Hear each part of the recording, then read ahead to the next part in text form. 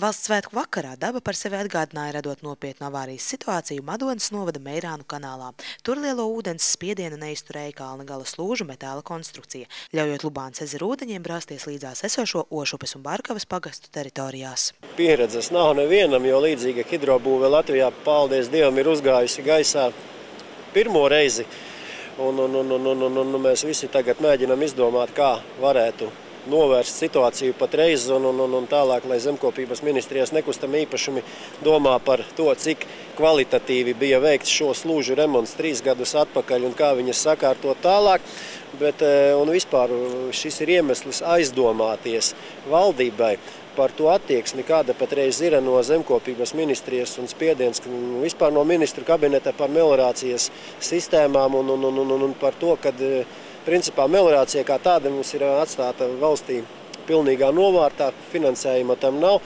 Un, ja tas tā turpināsies, tad šīs ir tikai pirmās lakstīgales, kas notiksies ar hidrobūvēm vispār Latvijā. Pirms 60 gadiem būvētās, taču pirms pāris gadiem ar Eiropas atbalstu renovētās Meirānu kanāla slūžas atrodas zemkopības ministrijas nekustamo īpašumu pārvaldes uzraudzībā. Un šobrīd, kamēr ūdens pār tām nevaldāmi turpina gāzties, tiek plānoti dambja atjaunošanas darbi. Paldies pašvaldībai, ka viņi apņēmās mums organizēt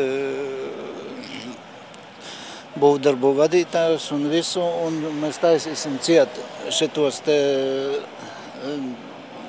aizvarus, un tad mēģināsim par Eiropas struktūrāliem fondiem atjaunot pilnīgi jaunas slūžas. Cik ilgā laikā jūsuprāt tas varētu izdoties? Nu, ja operatīvi rīkosimies, es domāju, ka līdz rudenim varētu atjaunot, jo citas izējas nav.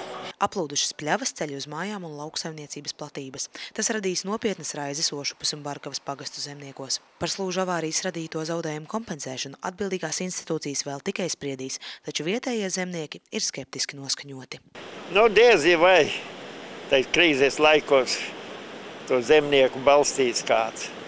Ārkārtas situācijās jau vajadzētu kaut kā palīdzēt, jo tas jau nav tāds vienkārši dabas untums, kad tur pavasara plūdi.